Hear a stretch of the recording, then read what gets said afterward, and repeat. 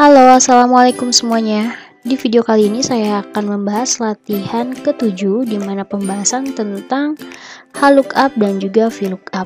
Seperti biasa saya sudah menyiapkan tabel studi kasus.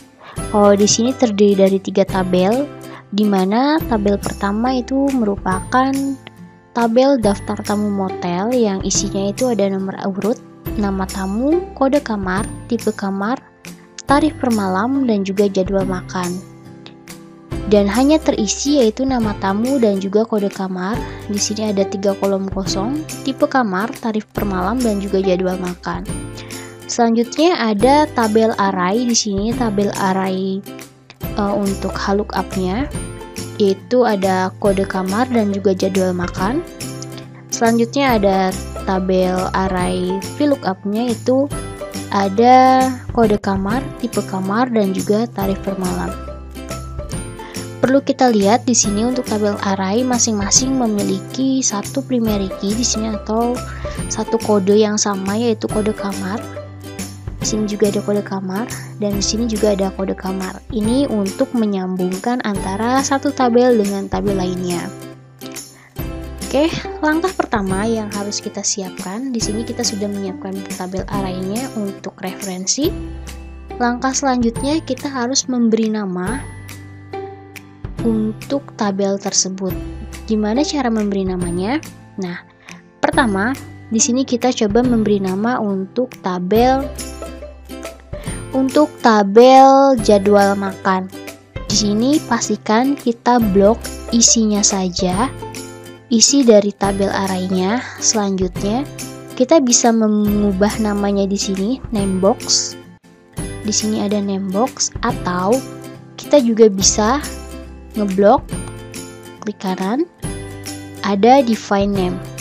Jadi ada dua cara, yaitu bisa langsung mengubahnya di sini ataupun klik kanan, define name.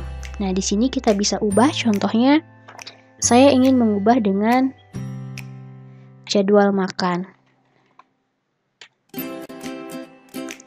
Pastikan teman-teman untuk memberikan namanya jangan ada spasi. Kalaupun misalnya ada batas, kita bisa menggunakannya dengan underscore. Oke. Nah, itu untuk mempermudah. Selanjutnya kita klik OK. Kita lihat kita sudah mendefine name-nya. Kita lihat di sini juga akan otomatis terubah. Itu yang pertama. Yang selanjutnya kita ubah juga range name-nya di sini untuk yang VLOOKUP-nya. Sama seperti tadi, berhubung di sini saya sudah ada nih kamar, atau seandainya saya juga ingin merubahnya lagi, contohnya kita juga bisa klik kanan lagi, define name, karena tadi sudah ada kamar. Saya coba ubah namanya menggunakan nama lain, misalnya kamar hotel. Kita klik OK. Pastikan yang di blok itu adalah isinya saja. Setelah kita ubah, selanjutnya kita bisa mengisi tabel pertama, di mana ketentuannya adalah yang pertama untuk tipe kamar diambil dari tabel kamar, yang kedua tarif per malam juga diambil dari tabel kamar, dan yang ketiga jadwal makan juga diambil dari tabel jadwal makan. Selanjutnya kita akan mengisi kolom tipe kamar, di mana tadi sudah ada ketentuannya. Untuk tipe kamar diambil dari tabel kamar. Kita lihat untuk tabel kamar sendiri itu bentuknya adalah VLOOKUP atau vertikal berdasarkan dari kolom. Di sini otomatis kita menggunakan rumus VLOOKUP, yaitu dengan kita ketik sama dengan VLOOKUP kurung buka, lookup value-nya kita menggunakan kode kamar. Nah, ini kenapa penting sekali. Untuk kode kamar kita lihat itu ada di masing-masing tabel, itu sebagai penghubung antara tabel satu dengan tabel lainnya. Selanjutnya kita tulis koma. Selanjutnya kita perhatikan di sini, kita tuliskan nama tabel array-nya. Tabel array yang tadi sudah saya buat atau sudah saya beri nama, yaitu adalah tabel kamar hotel. Kita lihat di sini saya sudah mempunyai dua, tapi tadi saya sudah mengeditnya, di mana saya mengedit yang kedua itu adalah kamar hotel. Oke. Untuk penulisannya sendiri harus disesuaikan. Kalau seandainya salah, kalau misalnya huruf kecil semua, huruf kecil semua. Kalau seandainya ada huruf besar dan huruf kecil itu harus disesuaikan. Karena untuk penulisannya kalau seandainya salah satu, dia tidak akan bisa membaca tabel array tersebut. Selanjutnya kita ketik koma. Kita lihat kolom index number-nya. Kita akan mengambil data dari kolom berapa, yaitu kolom yang kedua. Di sini kode kamar itu kolom 1, tipe kamar kolom 2, dan tarif per malam itu adalah kolom 3. Otomatis kita ketik 2. Selanjutnya kita koma. Nah, untuk range lookup-nya ini sebenarnya opsional, kita bisa isi ataupun tidak, tapi biasanya saya isi dengan kata boolean false. Selanjutnya kita kurung tutup, enter.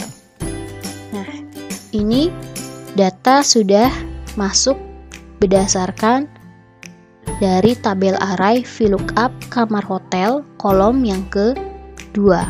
Kita tinggal tarik aja untuk mengisi kolom selanjutnya. Bisa diikuti untuk rumusnya, bisa dicoba. Untuk selanjutnya kita isi kolom tarif per malam, di mana tarif per malam juga kita ambil dari tabel kamar. Di sini perlu diperhatikan ya teman-teman, jangan pernah menulis untuk satuan angka menggunakan kata rupiah diketik manual. Contoh kita ketik Rp seperti itu. Jadi jangan ditulis secara manual. Penulisan Rp itu bisa ditambahkan otomatis. Kenapa kalau seandainya kita mengetik manual, itu nantinya akan terjadi error atau terjadi false ketika kita menuliskan formula pada Microsoft Excel. Jadi kalau bisa menulis angkanya hanya angka saja, tidak harus menuliskan Rp secara manual. Itu bisa ditambahkan di dalam ini number format untuk menambahkan kata rupiah di depannya. Oke. Lanjut, di sini kita akan isi tarif per malam masih menggunakan tabel array VLOOKUP. Itu artinya kita juga menggunakan rumus VLOOKUP-nya. Sama seperti tadi, kita tinggal tulis aja VLOOKUP.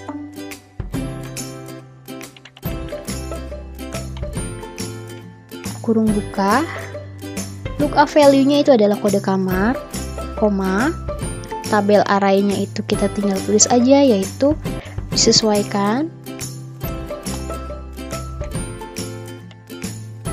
Selanjutnya kita tulis kolom index number-nya, yaitu dari yang ketiga. Karena tadi tipe kamar yang kedua, sekarang tarif per malam itu adalah yang ketiga. Koma, tulis range lookup-nya yaitu false. Kurung tutup, enter. Nah, di sini kita tinggal tarik saja. Ini sudah otomatis. Rumusnya bisa diikuti. Sangat mudah sekali kan? Ini untuk VLOOKUP. Selanjutnya, kita akan isi kolom jadwal makan, di mana untuk jadwal makan kita punya tabel array sendiri, yaitu dalam bentuk HLOOKUP atau horizontal atau berdasarkan baris. Di sini kita punya kode kamar dan juga jadwal makan, di mana tadi saya sudah beri nama tabel tersebut dengan jadwal makan. Kita klik di sini, otomatis kita akan menggunakan rumus HLOOKUP karena kita mengambil data berdasarkan tabel horizontal. HLOOKUP kurung buka, masih seperti tadi kita jadikan kode kamar sebagai lookup value-nya, koma. tabel arraynya kita tulis, yaitu tadi saya sudah memberikan namanya dengan jadwal makan. Disesuaikan dengan nama yang teman-teman buat, koma. Selanjutnya kita tulis juga row index number-nya. Kita lihat di sini untuk jadwal makan kita mempunyai 2 baris, yaitu kode kamar dan jadwal makan. Otomatis kita akan mengambil data dari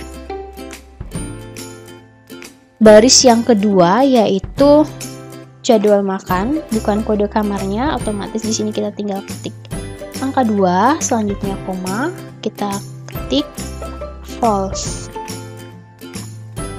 kurung tutup, enter.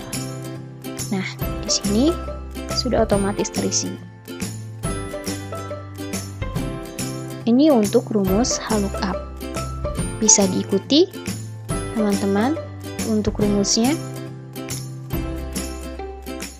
Oke, jadi dari studi kasus kali ini, teman-teman sudah bisa membedakan apa fungsi dari lookup dan juga VLOOKUP, dimana kalau seandainya lookup atau horizontal, kita mengambil data dari tabel array dalam bentuk baris ataupun horizontal, sedangkan untuk vertikal itu kita mengambil data dari tabel array dalam bentuk kolom atau vertikal di sini.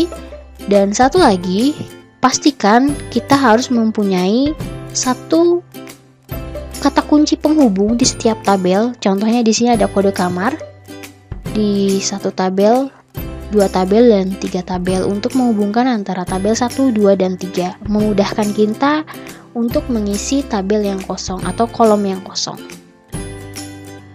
Sekian untuk studi kasus latihan ke-7. Ditunggu untuk latihan yang ke-8. Semoga mudah dipahami. Saya tutup. Wassalamualaikum warahmatullahi wabarakatuh.